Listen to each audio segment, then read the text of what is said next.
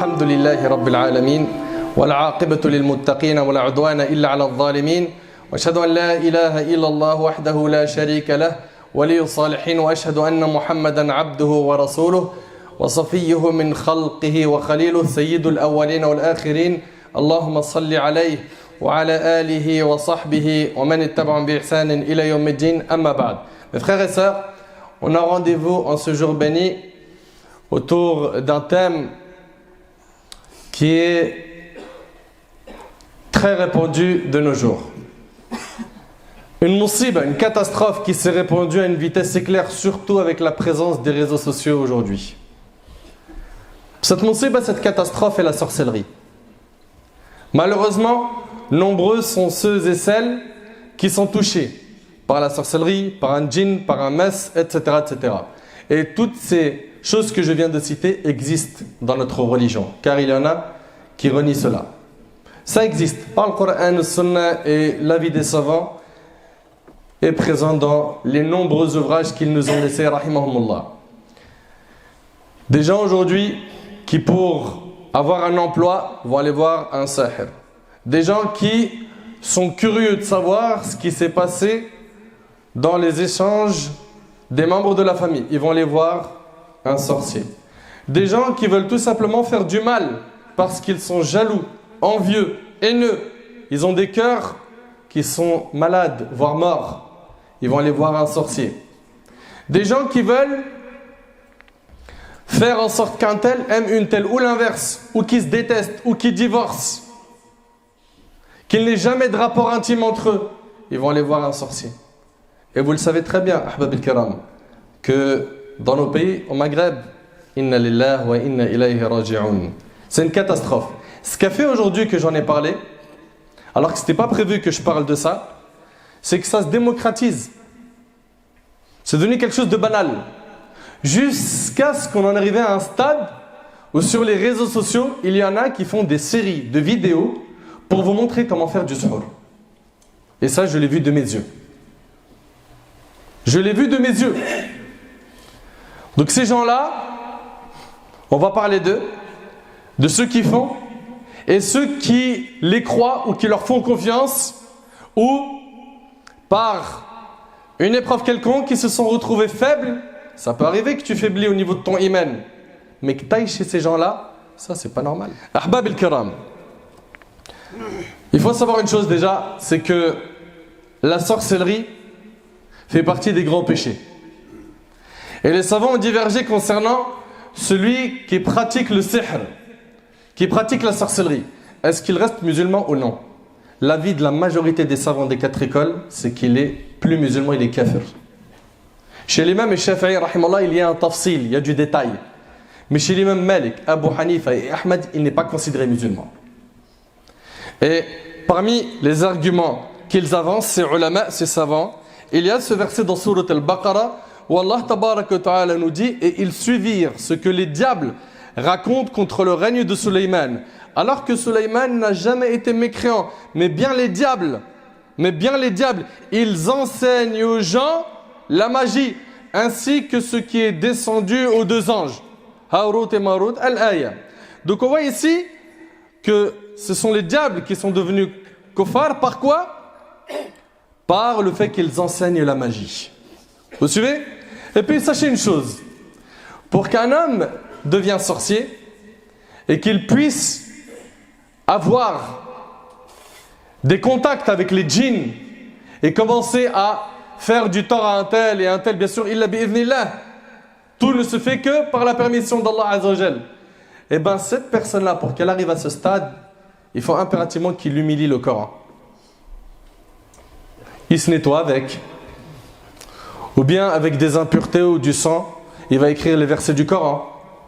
Jusqu'à même certains sorciers qui se sont repentis ont dit que le Coran, ils le mettaient comme des chaussures sur leurs pieds pour marcher par terre.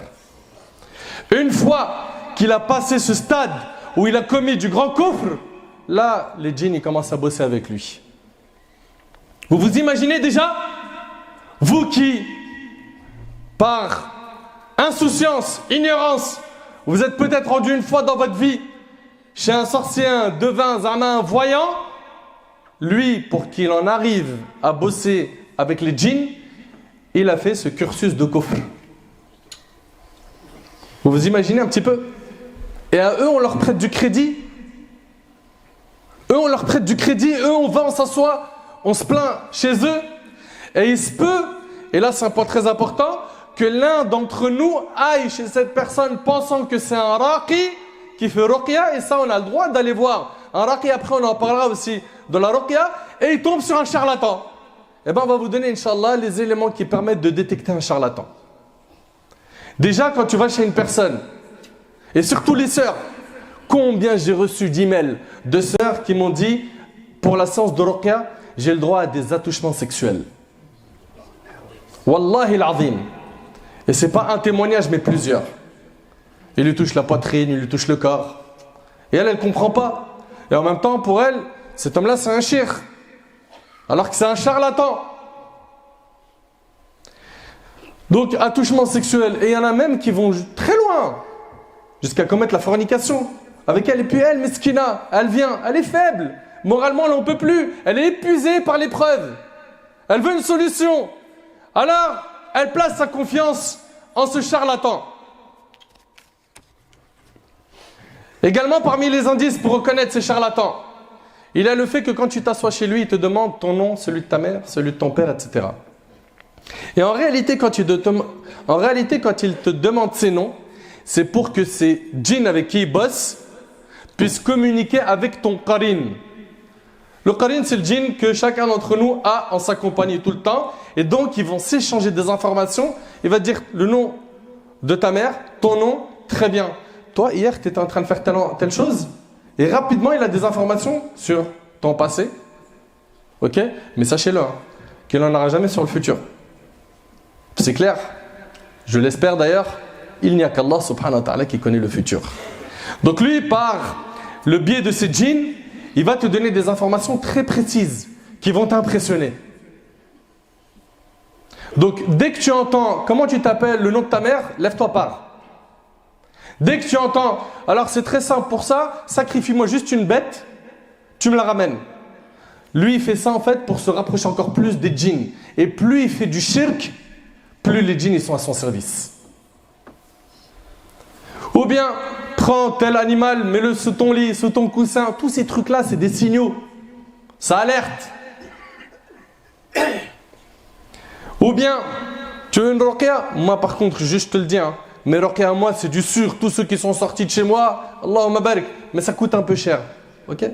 Que tu veuilles prendre de l'argent, il y a des fatwas basés sur des textes qui autorisent à ce que le raqi prenne de manière raisonnable. Lui, il te dit la ruqya 500 €.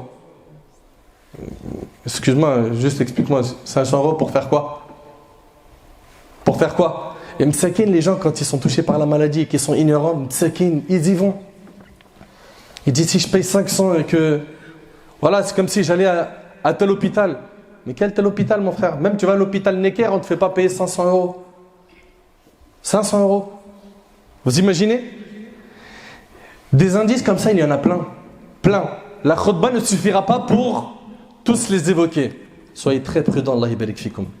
Également, il vient, il te récite des versets, et pendant qu'il est en train de te réciter, d'un seul coup, il murmure des choses. La récitation n'est plus claire. Il est en train de te réciter Ayat al-Kursi, par exemple, puis après, comme ça, des petits bruits comme ça. Ça, pareil, tu te lèves, tu pars. Il y a plein de moyens de les reconnaître, ces charlatans. Plein. Plein. Et ne soyez pas, Allah barik fikoum, dans les moments de faiblesse, bête, stupide. Ne manquez pas de lucidité. Renseignez-vous. Allez voir l'imam de votre mosquée, les étudiants en sciences religieuses que vous connaissez. Allez voir des gens, dites-lui, est-ce que telle pratique, elle est normale? On a entendu que telle personne fait ruqya de cette manière.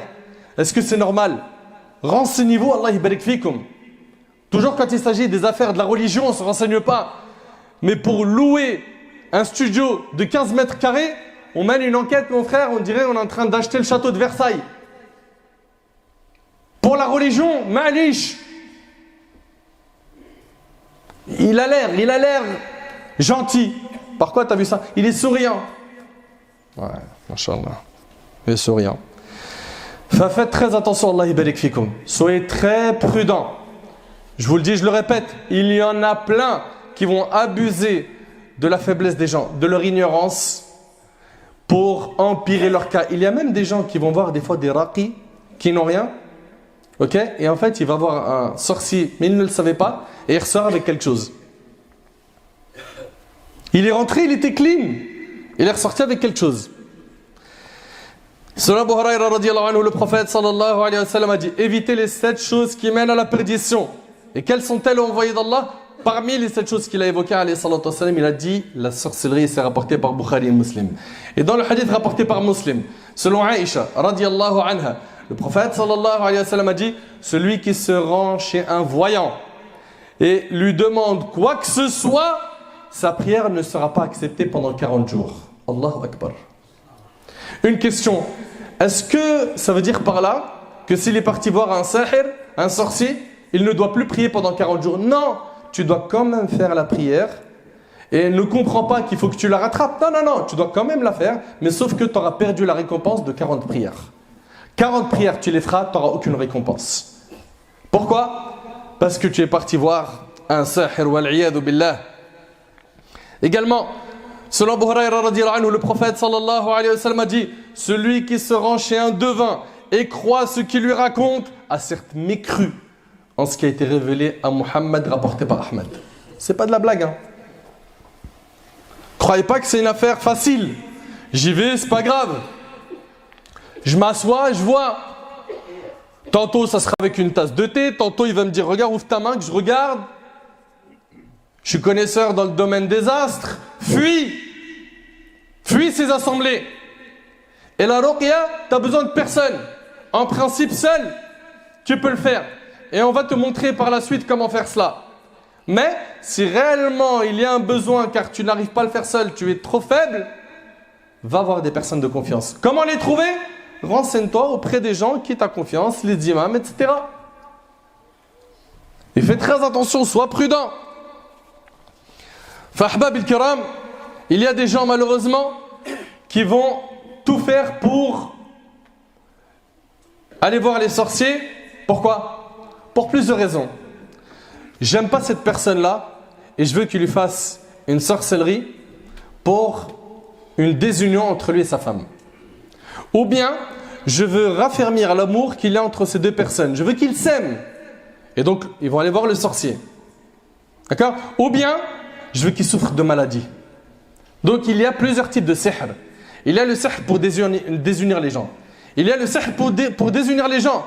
Allah Ta'ala nous dit dans Surat Al-Baqarah: ils apprennent auprès d'eux ce qui sème la désunion entre l'homme et son épouse. Et combien de fois on a vu des gens, tabarakallah, ils sont pieux, ils sont dans la religion, ils font connaissance ensemble, les familles se rencontrent, salat l'istikhara, tout a été fait dans un cadre licite, propre, ils se marient et puis c'est la guerre. Alors, la guerre, bien sûr, ici j'ai employé la guerre, mais vraiment la guerre. Parce qu'il y a des problèmes de couple dans tous les couples. Et ça, c'est un classique.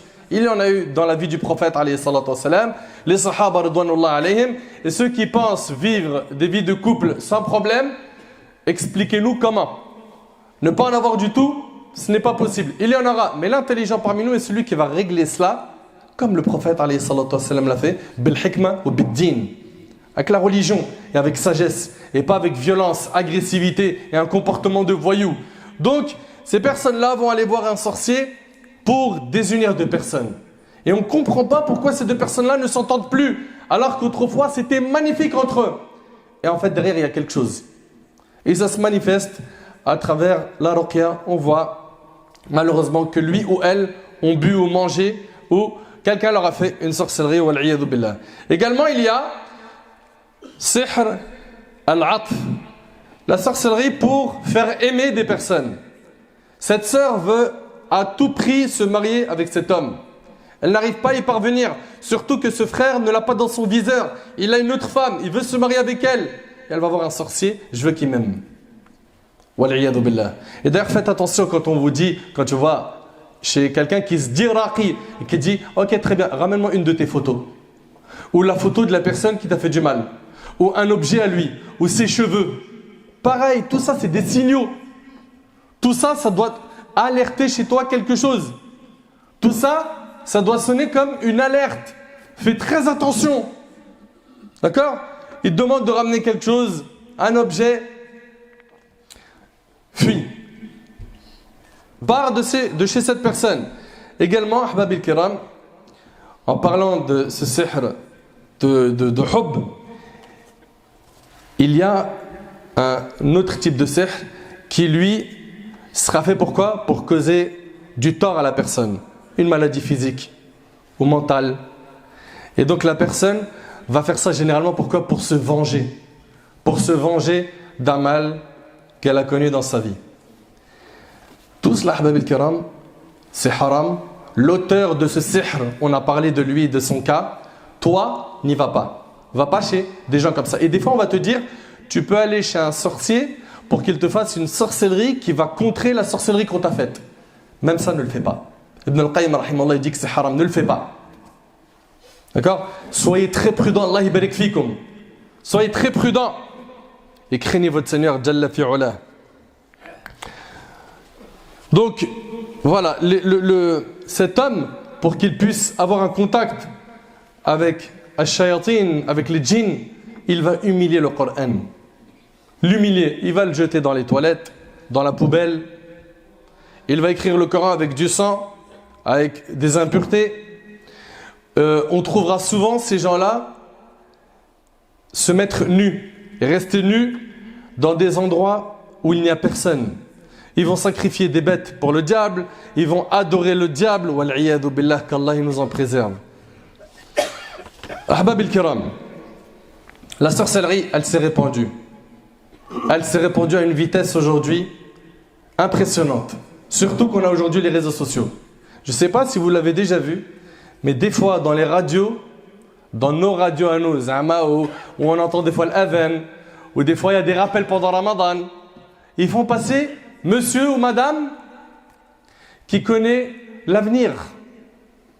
Tu vas l'appeler, tu vas lui dire voilà, j'ai vu ça en rêve, je me sens pas bien.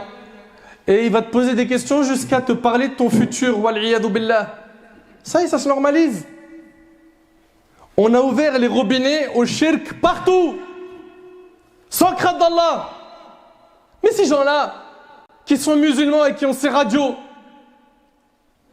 ces chaînes YouTube, ces comptes Insta et Facebook, ils réfléchissent pas au jour du jugement? Ou est-ce que selon eux, ils vont pas rencontrer Allah? Non seulement tu vas le rencontrer, mais tu vas le rencontrer seul. Tu n'auras aucun intercesseur. Il s'enfonce et il continue de s'enfoncer. Ahbab al-Kiram, ces gens-là qui vont voir les sorciers, généralement, c'est des personnes qui souffrent d'un malaise. D'un malaise. Et ce malaise peut venir de plusieurs choses. Un problème financier, un choc familial ou autre.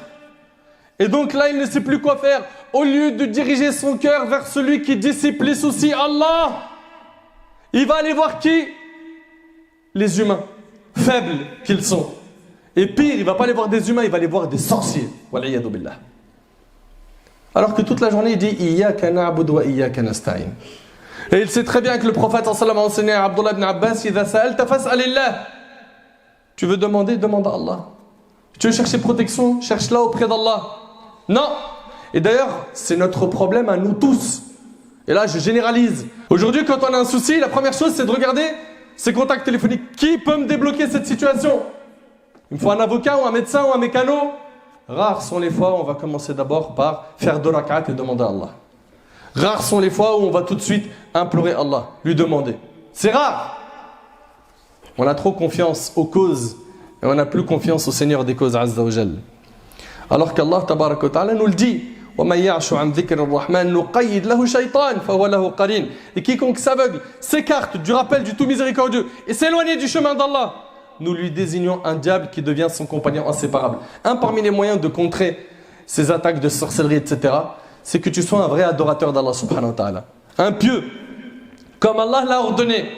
Mais les gens, ils se sont éloignés d'Allah et ils sont devenus une porte ouverte à n'importe quel djinn qui peut les posséder. Il y a même des gens, des fois, qui sont possédés par des djinns. Ils viennent voir des raqis, ils se plaignent, on leur dit est-ce que vous faites salat? Est-ce que tu pratiques la religion? Non. Mais tant que tu ne pratiques pas la religion, tu es une porte ouverte à ce djinn ou à d'autres. Commence déjà par nettoyer devant le palier de ta porte. Tu es en train de chercher des solutions. En allant voir des raqis, tu fais même pas salat. Quelle protection tu veux?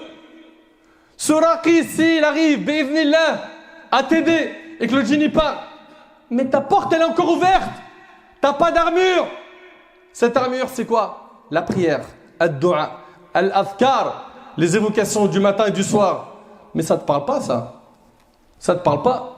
Toi c'est comme les gens ils t'ont dit, vis dans le haram, puis toi t'as quoi? C'est comme si c'était un pneu que tu devais changer, tu cherches un mécano. C'est pas comme ça que ça se passe.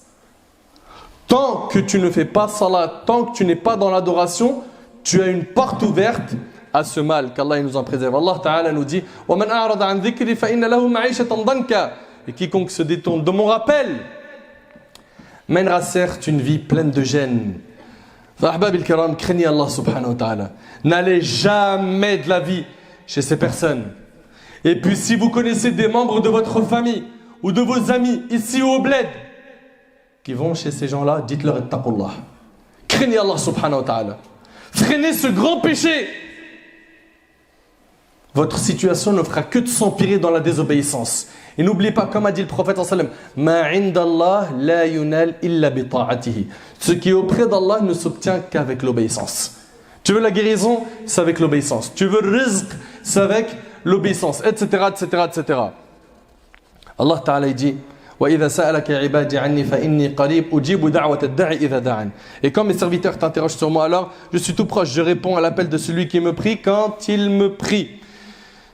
Ahbab al-kiram, rapidement, ceux qui ont été éprouvés par la sorcellerie et que ça a touché leur foi ou que ça a touché